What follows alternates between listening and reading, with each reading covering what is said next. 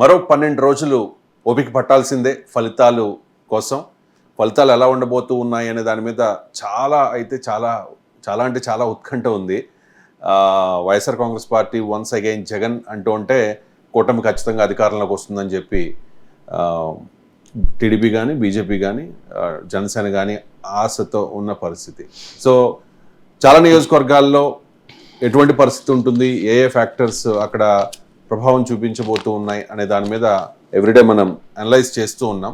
ఇప్పటికే చాలామంది సెఫాలజిస్టులు ఈ నియోజకవర్గంలో వీళ్ళు గెలిచే అవకాశం ఉంది, ఈ అంశాల ప్రభావం చూపించే అవకాశం ఉంది అని చెప్పి అంచనాలు వేస్తున్న పరిస్థితుల్లో ఆత్మసాక్షి కావచ్చు, రైజ్ అవ్వచ్చు, అలాగే పోల్ పల్స్, ఇలా చాలా సర్వేలు వస్తూ ఉన్నాయి. ఆ సర్వేలన్నింటినీ బేస్ చేసుకుని అనలైజ్ చేద్దాం. చందు శ్రీనివాస్ గారు మనతో జాయిన్ అయ్యారు.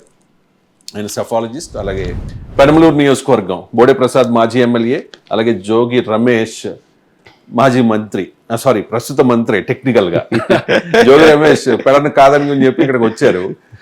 ఎందుకు మార్చారు అంటే వాళ్ళు ఏదో రకరకాల కారణాలు చెప్తున్నారు, కానీ అక్కడ కాస్త ఈయన మీద వ్యతిరేకత పెరిగిపోయింది కాబట్టి ప్లేస్ మారిస్తే అది కలిసి వచ్చే అవకాశంగా వాళ్ళ వ్యూహం. ఇది ఎంతవరకు వర్కౌట్ అవుతుందో చూద్దాం. మరి ఇంకా 12 రోజులు ఆగాలి ఫలితం రావాలంటే. ఈ లోపల మీ అంచనా ఏంటి? ఈ పెనమలూరు కాన్స్టిట్యున్సీ విపరీతమైన డబ్బు నడిచింది ఈ ఎలక్షన్లో. ఇప్పుడు ఈయనకి జోగి రమేష్ అక్కడ గెలవడని ఉద్దేశంతో, ఎట్టి పరిస్థితులు ఇక్కడ గెలిపించుకున్న ఉద్దేశంతో జగన్మోహన్ రెడ్డి గారికి టికెట్ ఇచ్చారు.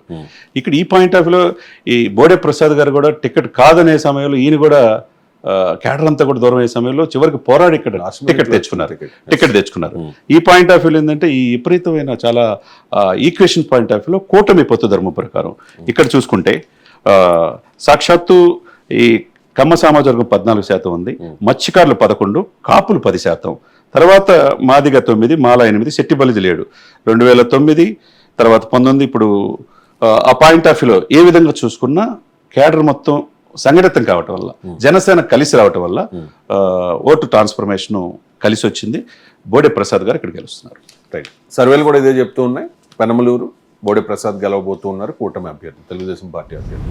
ఇది ఓవరాల్గా కృష్ణా జిల్లాకు సంబంధించిన అనాలిసిస్.